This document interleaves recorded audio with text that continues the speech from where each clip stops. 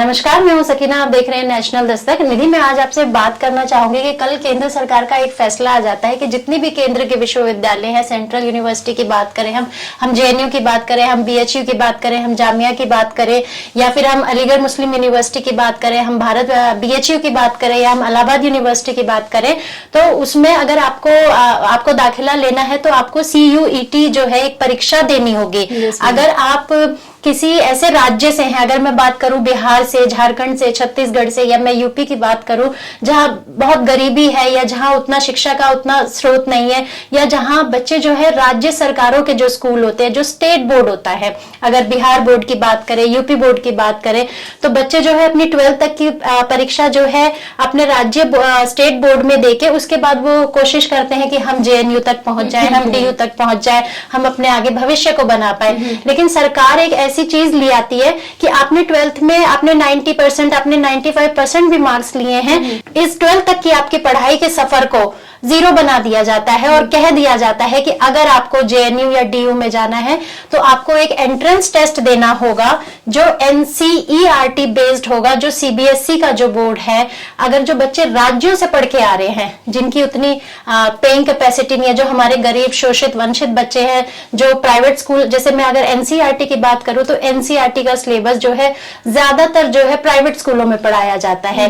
तो बहुत सारे ऐसे बच्चे हैं, तमाम राज्यों के ऐसे बच्चे जो प्राइवेट स्कूलों तक नहीं पहुंच पाते हैं, लेकिन शिक्षा चाहिए उनको, तो वो राज्य सरकारों से पढ़ के और DU की तरफ रुख करते हैं या JNU की तरफ रुख करते हैं। लेकिन केंद्र सरकार का जो ये फैसला है कि अब आपको CUET क्लियर करना होगा और जो NCERT बेस होगा, तो आप इस फैसले को कैसे देखती हैं कि ये किस तरफ इशारा कर रहा है कि 12th तक की पढ़ाई जो आपने की उसकी अकाउंटेबिलिटी जीरो हो जाती है और फिर एक परीक्षा के लिए, फिर एक एग्जाम के लिए आपको खड़ा होना है। तो आप कैसे देखती हैं इस चीज को? मैम, पहले तो बहुत बहुत धन्यवाद, आपने एक गंभीर विषय उठाया शिक्षा को लेके। जिस तरीके से CUET है, सबसे पहले मैं दर्शकों को उसका फुल फॉर्म बताऊंगी, सेंट्रल यूनिवर्सिटी एंट्रेंस टेस्ट। इसको UGC के तहत NTA लेगा, नेशनल टेस्ट एजेंसी। और इसमें ये गंभीर विषय आपका मतलब ठीक था मैम कि उन तबकों का किया जो गरीब समुदाय से बच्चे आते हैं, छोटे शहरों से बच्चे जो आते हैं, जो सरकारी स्कूल में पढ़ते हैं, जो आप कह सकते हैं स्कॉलर बेस पे जो अपना आगे की पढ़ाई करते हैं, 12th में जिस तरीके से वो मार्क्स लेके आते हैं और इस उम्मीद में आते हैं कि हम इस सरकारी स्कूल से उठकर अब जाके सेंट्रल यूनिवर्सिटी में हम पढ़ पाएंगे, शहर के उस एनवायरनमेंट को देख पाएंगे जो हमारे थॉट्स को बढ़ावा दे। बट ये सिर्फ टेस्ट नहीं है, ये एंट्रेंस टेस्ट नहीं है सेंट्रल यूनिवर्सिटी के लिए, एक बैरियर है ST/SC माइनॉरिटी समाज के लिए। क्योंकि अब आप डायरेक्ट रिजर्वेशन खत्म नहीं कर सकते। आप रिजर्वेशन जब बच्चे को आप गेट पे ही मना कर देंगे कि आपको अंदर नहीं आना, तो बच्चा अंदर आके क्या करेगा? अंदर आके हक अधिकारों की बात कैसे करेगा? आप उसके लिए कॉलेज यूनिवर्सिटी के दरवाजे पहले ही बोल दे रहे हो कि एंट्रेंस क्वालिफाई कर आपको आना। और एंट्रेंस क्वालिफाई कौन बच्चा कर पाएगा? जो प्राइवेट स्कूल में पढ़ा होगा, जो टॉप क्लासेस के ट्यूशन लेता होगा, जो MP MLAs के बच्चे होते हैं, जिनका इंग्लिश बढ़िया होता है, और गरीब जो बच्चे होते हैं, हमारे ज्यादातर दलित समुदाय के जो बच्चे, दलित कम्युनिटी की बात करें, मुस्लिम कम्युनिटी की बात करें, उसमें बच्चे एजुकेशन ही बहुत मुश्किल से पा पाते हैं। उनका इंग्लिश अच्छा नहीं होता, उनको बाकी चीजों की बात करें, बाकी मुद्दों की समझ नहीं होती है, और वो हमसे 10 साल आगे का सोचते हैं। सवर्ण समाज की अगर बात करें, हम जहाँ सोचना खत्म करते हैं, वो हमसे 10 साल आगे का सोचते हैं। तो नॉर्मल सी बात है कि एंट्रेंस भी क्वालिफाई उनका बच्चा ही कर पाएगा। तो निधि, आप मतलब क्या कहना चाह रही हैं कि कहीं ना कहीं जो है मतलब ये इस तरह की व्यवस्थाएं करके जो हमारे ग्रामीण इलाकों से जो बच्चे आते हैं, जो प्राइवेट स्कूलों में नहीं पढ़े होते हैं या जो NCERT सिलेबस को फॉलो नहीं करते हैं, उन बच्चों के लिए केंद्र विश्वविद्यालय, सेंट्रल यूनिवर्सिटी के दरवाजे बंद किए जा रहे हैं। आप क्या कहना चाहते हैं? आप खुल के बोलिए, आप हमारे समाज को इस फैसले से कहाँ पे कनेक्ट करती हैं? आप क्या कहना चाहती हैं इस बारे में? मैं ये कहना चाहती हूँ, और नेशनल दस्तक के एक प्लेटफॉर्म ऐसा है जिसके जरिए हम अपनी बात रख सकते हैं। ना हमारे लिए मीडिया बात करेगा, ना अखबार बात करेंगे। आज बात कर रहे हैं हम सेंट्रल यूनिवर्सिटी के जो टेस्ट, एंट्रेंस टेस्ट पे बात करें, किस तरीके से ST/SC माइनॉरिटी समाज के लिए वो बैरियर बन रहा है, किस तरीके से जाल बिछाया जा रहा है और उनको शिक्षा से दूर रखा जा रहा है। शिक्षा से इसलिए दूर रखा जा रहा है, पहली बात तो वो आ नहीं पाएंगे क्योंकि हमारे समाज के बच्चे जो हैं वो गवर्नमेंट स्कूल के पढ़े होते हैं। वो जैसे तैसे कर वो रोजमर्रा की काम के बाद वो बच्चा पढ़ाई करता है, और पढ़ाई करने के बाद इस उम्मीद में वो शहरों में आते हैं कि कुछ हम शायद कामयाब हो जाएं। उनके लिए राजनीति करना सवाल नहीं होता है। उनके लिए शिक्षा पाना, जीवन को सरवाइव करना ही बहुत बड़ा सवाल होता है। लेकिन ये जो एंट्रेंस टेस्ट रखा जा रहा है, ये उन बच्चों के लिए रखा जा रहा है जो अच्छे स्कूल्स में पढ़ते हैं, अच्छे ट्यूशंस लेते हैं, जो एमपी एमएलए के बच्चे होते हैं, जिनके फादर माँ बाप दोनों जॉब में होते हैं, साइंटिस्ट के बच्चे होते हैं, उन लोगों के लिए। ये गरीब तबके के लोग नहीं, जिनके माँ बाप 400 रुपए रोज कमाते हैं, मजदूरी करते हैं, उनका बच्चा कहाँ से पढ़ पाएगा। और पढ़ने के बाद भी अगर वो आता है तो आज यूजीसी के जो चेयरमैन है उन्होंने एक बात की कि आरक्षण पे कोई आंच नहीं आएगी। आप गेट पे ही, दरवाजे पे ही किसी बच्चे को रोक दे रहे हैं तो वह अधिकारों की अंदर आके क्या बात करेगा, वो वहां तक कैसे पहुंचेगा। आप आरक्षण तब खत्म करेंगे ना जब वो बच्चा आरक्षण तक पहुंचेगा। आप वहीं तक नहीं आने दे रहे, आप आगे ही बैरिकेड लगा दे रहे हैं और एंट्रेंस टेस्ट रख रहे हैं सेंट्रल यूनिवर्सिटी में। और सेंट्रल यूनिवर्सिटी में मैम पीएचडी करने के लिए आपको सेंट्रल यूनिवर्सिटी से ही क्वालिफाई होना जरूरी होता है। डीम्ड यूनिवर्सिटी की बात करें, स्टेट यूनिवर्सिटी की बात करें तो उनकी सेंट्रल यूनिवर्सिटी के कंपैरिजन में वैल्यू कम होती है। जिस तरीके से आपने खुद देखा होगा कि भारतीय जनता पार्टी के लोग स्टेटमेंट दे रहे थे कि यूक्रेन बच्चे क्यों जाते पढ़ने, यहां पर भी उन्हें मौका मिलता है। ठीक है, लेकिन आपने जब पहले ही फिक्स किया है कि एंट्रेंस टेस्ट देना है और फिक्स सीट होती है कि इतने सीट्स एमपी बच्चों के लिए, इतना इन लोगों के लिए, तो हमारे बच्चे कहाँ क्वालिफाई कर पाएंगे। 10 सीट है डॉक्टर बनने के लिए। लेकिन निधि, मैं सॉरी आपको बीच में रोकना चाहूंगी। आप अगर यूक्रेन की बात कर रहे हैं तो यूक्रेन जो बच्चे जाते हैं उस पढ़ाई का खर्चा लाखों रुपए में होता है। वो उस समाज के बच्चे हैं जो लाखों रुपए की फीस अफोर्ड कर सकते हैं। लेकिन आप हमारे समाज के बच्चे नहीं जा सकते यूक्रेन, वो नहीं दे सकते लाखों करोड़ों रुपए। तो अगर राज्य सरकार की जो बोर्ड की परीक्षा है, अगर वो बिहार बोर्ड या यूपी बोर्ड से, तो उस क्राइटेरिया को जीरो करके एक नया बोर्ड आपके ऊपर थोप दिया जाएगा, एनसीईआरटी बोर्ड, तो आप उसको कैसे देखेंगे कि यूक्रेन से तो हम अपने समाज को कभी, हम हमारे समाज के बच्चे पहुंच ही नहीं पाएंगे यूक्रेन तक। यूक्रेन का मुद्दा मैंने इसलिए उठाया, जो कहते हैं ना कि टैलेंट होते हुए भी बच्चे नहीं पढ़ना चाहते हैं, जो सिर्फ मौज मस्ती के लिए देश विदेश जाते हैं। तो मैं उसी आधार पर कहना, बीजेपी के नेता का जी ऑफकोर्स मैम स्टेटमेंट आया कि यूक्रेन बच्चे जाते हैं टाइम पास के लिए, पैसे बर्बाद करते हैं, अगर उनको डॉक्टर बनना, अपने देश में क्यों नहीं बनते। आप एजुकेशन पॉलिसी देख लीजिए, एजुकेशन की क्या हालत है हमारे देश में। एक मूवी को लेके लोगों की भावना आहत हो जा रही है और किस तरीके से लोग मारपीट कर रहे हैं और किस तरीके से नाक रगड़वा रहे हैं, किस तरीके से, जिस तरीके से राजस्थान में पाली में हुआ, जितेंद्र मेघवाल को मूंछ रखने पर मार दिया जाता है। तो आपको लगता है कि एजुकेशन दलित समुदाय का व्यक्ति, बहुजन समाज का, एससी माइनॉरिटी समाज का व्यक्ति कॉलेज यूनिवर्सिटी पहुंच पाएगा या प्राइवेट स्कूल तक पहुंच पाएगा जहां सीबीएसई की पढ़ाई होती है। अभी आपको अपना आज का अनुभव बता रही हूँ। अभी मैं जूस पीने के लिए एक शॉप पर गई, वहां पे मैंने बच्चों को देखा, मैंने उन बच्चों से बात की। बच्चे का कहना था कि हम अपना दर्द बयान नहीं कर सकते क्योंकि प्रशासन व्यवस्था, पुलिस वाले हमें डरा धमकाएंगे। फिर सोचिए, वो बच्चों के फ्यूचर के बारे में सोचिए आप। वो बच्चे तो कभी सेंट्रल यूनिवर्सिटी पहुंच ही नहीं पाएंगे। अगर उनकी कोई मदद भी करेगा तो उसके पीछे जो ट्रैक है, जो प्रशासन व्यवस्था का डर है, जो उनसे रोजमर्रा की जिंदगी में कितने पैसे हड़पते हैं, हफ्ता वसूली करते हैं, इस पर हमारी सरकार नहीं सोचती है, इन छोटे छोटे मुद्दों पे बात नहीं करती है। लेकिन हाँ, अगर कोई तेज तर्रार हमारे समाज से व्यक्ति आ जाता है, रोहित वेमुल्ला जैसा, जो सेंट्रल यूनिवर्सिटी पहुंच जाता है। अभी आपने देखा होगा कि दिल्ली यूनिवर्सिटी में एक प्रोफेसर थी रितु, डॉक्टर रितु, उनको निकाल दिया जाता है इसलिए कि वो प्रिंसिपल की चट्टुकारिता नहीं करती है। हमारे समाज के बच्चों को जैसे तैसे यूनिवर्सिटी में जाने का प्रवेश मिलता है। मैं निधि बस आपको यहाँ रोकना चाहूंगी कि मुझे नहीं लगता हमारे समाज के प्रोफेसर ही वहां तक पहुंच पाते हैं, तो हम स्टूडेंट्स की क्या ही बात करें। इस बारे में आप क्या कहेंगे? मैम, स्टूडेंट का तो सवाल ही पैदा नहीं होता। जो लोग आज हमारे सेंट्रल यूनिवर्सिटी में हैं, चाहे वो मुस्लिम समुदाय के हों, चाहे वो एसटी माइनॉरिटी समाज के हों, वो सरवाइव किस तरीके से कर रहे हैं ना, आप हैरान हो जाएंगे। जिस तरीके से उनका फोन कॉल्स और स्टेटमेंट आता है ना कि हम अपनी मजबूरी में, हम नौकरी छोड़कर कहाँ जाएंगे, हमें अपना परिवार भी पालना होता है। सोचिए, ये हालत है एजुकेशन सिस्टम में, ये हालत है। सोचिए, जिस देश का एजुकेशन सिस्टम इतना खराब हो और आप बात कर रहे हैं कि आरक्षण पे कोई बात नहीं आएगी। यूजीसी के चेयरमैन का स्टेटमेंट है जगदीश कुमार जी का कि यूजीसी गाइडलाइंस के अकॉर्डिंग आरक्षण खत्म नहीं हुआ, आरक्षण जिस तरीके से है वो वैसे ही रहेगा। लेकिन आपको सेंट्रल यूनिवर्सिटी एंट्रेंस टेस्ट देना पड़ेगा। आपके लिए 12th का मार्क्स, आपके लिए 12th में आप किस सब्जेक्ट से आए हैं, आप आर्ट सब्जेक्ट से, साइंस स्ट्रीम से, वो आपके लिए कोई मैटर नहीं करता। लेकिन आपको एक एंट्रेंस टेस्ट क्वालिफाई करना पड़ेगा। और क्वालिफाई कौन कर पाएंगे? जिनका इंग्लिश अच्छा होगा।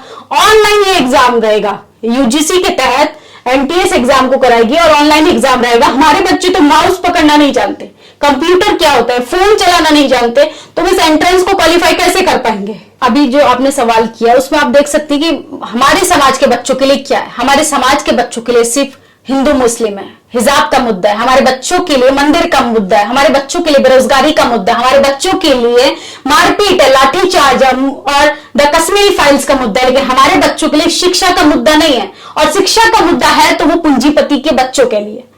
ना हमारे बच्चे कभी स्कूल कॉलेजेस गए हैं, ना हमारे बच्चे कभी स्मार्टफोन देखे हैं, और जो गवर्नमेंट स्मार्टफोन देने का सपना दिखा रही है वो तो बुलडोजर चलवा रही है उत्तर प्रदेश में। उसे शिक्षा से क्या मतलब? भारतीय जनता पार्टी में जितने लोग हैं उन्हें एजुकेशन से कोई मतलब नहीं है, लेकिन वो एजुकेशन को इनडायरेक्टली कैसे खत्म कर रही है, एससी माइनॉरिटी के बच्चों को किस तरीके से रोक रही है।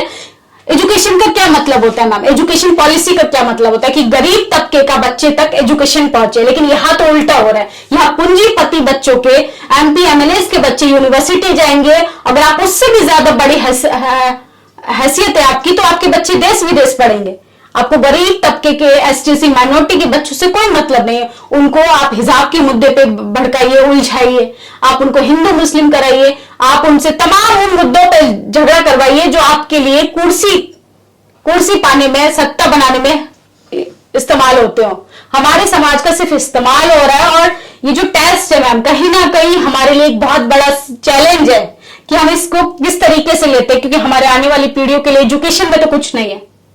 जिस तरीके से सपना दिखाया जा रहा है कि आपका बच्चा जज कलेक्टर बनेगा, आरक्षण पर हम बात कैसे करें? आप तो मंडल से लेके कमंडल तक पहुंचा रहे हैं हमारे बच्चों को, हाथों में कटोरा दे रहे हैं, और आप बात कर रहे हैं कि रिजर्वेशन पे कुछ आंच नहीं आएगी।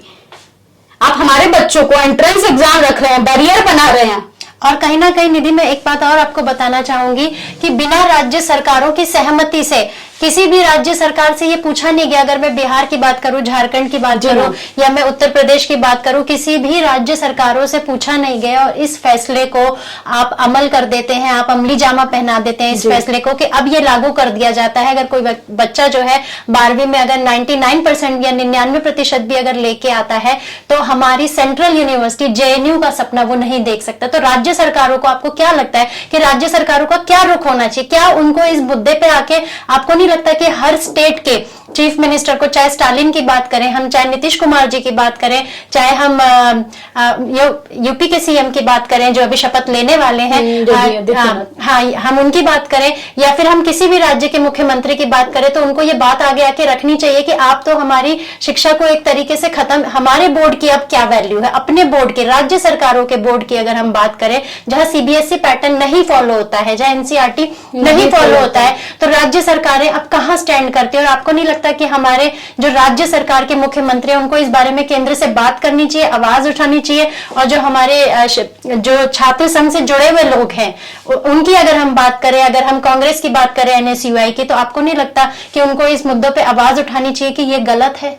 मैम, आपने जो सवाल किया, मैंने पहले भी अपनी बात में बोला कि जिस पार्टी को ये राजनीति करनी हो धर्म के आधार पे, जिस पार्टी को राजनीति करनी हो जाति के आधार पे, जिस पार्टी को अपना वर्चस्व करना हो हिंदू राष्ट्र, राम राज्य के नाम पे, तो वो एजुकेशन पे क्या काम करेगी? लेकिन हाँ, स्टेट गवर्नमेंट के तमाम स्टेट के सीएम को बात करनी चाहिए और इस तरीके की मीटिंग्स डिसाइड करनी चाहिए कि एमके स्टालिन, जो कि ओबीसी नीट आरक्षण को खत्म कर दिया था, लेकिन उन्होंने स्टैंड लिया और वहां पे रिजर्वेशन जो है 27% बरकरार रहा। तो इस तरीके से करें जिनके अंदर हो ना, वैसे सीएम को, लोगों को आगे आने की जरूरत है कि आपके स्टेट के बच्चों का भविष्य क्या होगा। आप अदर स्टेट के लिए आवाज मत उठाइए, आप अपने स्टेट के बच्चों के लिए तो आवाज उठाइए जो गरीब तबके से आते हैं, कि उनका भविष्य क्या होगा। क्योंकि वोट तो कहीं ना कहीं उन लोगों का भी, जो महंगे स्कूलों में नहीं, महंगे स्कूल में, क्योंकि महंगे स्कूल में मन कौन जा रहा है?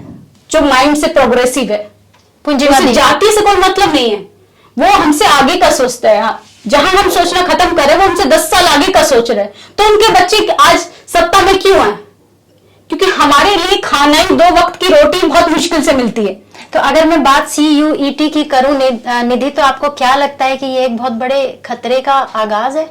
ये सब कोर्स मैम, ये बहुत बड़ा एक खतरे के आगाज, क्या मतलब खतरा ही मंडरा रहा है बहुजन समाज पे, और बहुजन समाज पर नहीं, पूरे उन लोगों पर जो गरीब समुदाय से आते हैं, जो पूंजीपति लोग हैं, जिनके पास पैसा है भर भर के, और जिनके पास सिर्फ उन बच्चों का टैलेंट है जो अपनी मेहनत से आगे बढ़ रहे हैं, वो सरकार ने पूरा रौंद दिया है। एक ऐसा टेस्ट लेकर आती है, एक ऐसा एंट्रेंस टेस्ट रखती है जिसके जरिए सिर्फ उन्हीं लोगों के बच्चे कॉलेज यूनिवर्सिटी जाएंगे जो बढ़िया स्कूलों में पढ़ते हैं, जो गाड़ी से स्कूल जाते हैं। उन लोगों के लिए कुछ नहीं है जो सपना देख रहे हैं कि हम भी कलाम बनेंगे, हम भी भगत सिंह बनेंगे, हम भी डॉक्टर अंबेडकर बनेंगे, हम भी ज्योतिबा फुले बनेंगे, हम भी रामास्वामी पेरियार बनेंगे।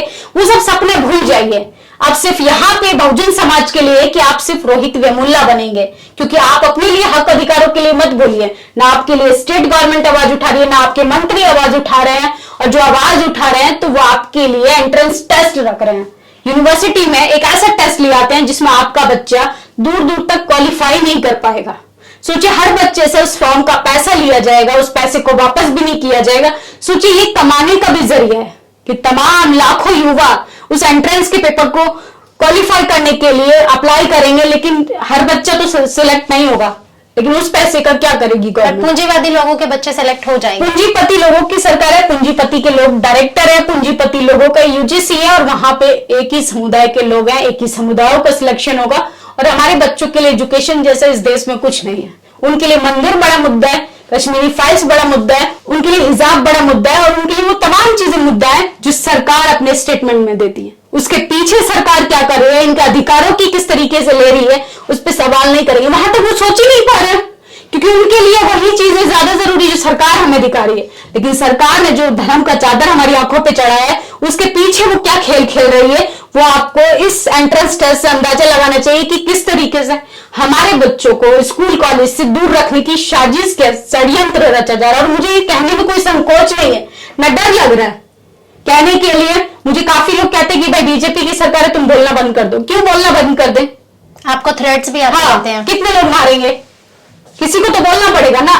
तो अपने हक अधिकारों के लिए बोलना जरूरी है, वरना आप नहीं बोलेंगे तो आप जीवित भी रहिए तो भी मुर्दे लाश जैसे हैं आप बोलना जरूरी है। आप अपने दर्द को बयां कीजिए, और जिसको मार पड़ रही है उसको तो और आकर आगे आना चाहिए कि मुझे ये प्रॉब्लम हो रही है। ने किस तरीके से अपनी आवाज रखी, और निधि ने ये बताया कि कहीं ना कहीं हमारे समाज के उन ग्रामीण बच्चों की अगर हम बात करें, उस गरीब समाज के बच्चों की बात करें, हम अपने SC ST OBC माइनॉरिटी के समाज के बच्चों की बात करें जो प्राइवेट स्कूल का चेहरा नहीं देख पाते हैं, उनके माँ बाप उतनी फीस नहीं अफोर्ड कर पाते हैं, लेकिन एक ऐसी चीज आती है कि आप एक ऐसा एग्जाम आके आपके सामने खड़े हो जाता है कि आप भूल जाइए कि आप कभी JNU जा पाएंगे, आप कभी DU जा पाएंगे, आप कभी अलीगढ़ मुस्लिम यूनिवर्सिटी जा पाएंगे, या आप कभी भी ऐसा कोई सपना देख पाएंगे कि आप किसी केंद्रीय विश्वविद्यालय से डॉक्टर या प्रोफेसर या बहुत बड़ी डिग्री लेके आप उस यूनिवर्सिटी से बाहर निकले। आपके लिए एक ऐसा बैरियर लगा दिया जाता है जो निधि ने बताया कि आप उस बैरियर को कभी पार ही नहीं कर पाएंगे। इस बारे में आपका क्या कहना है? अपने कमेंट जरूर बताइएगा, अपनी राय जरूर दीजिए, और हमारा वीडियो ज्यादा से ज्यादा लोगों से शेयर कीजिए,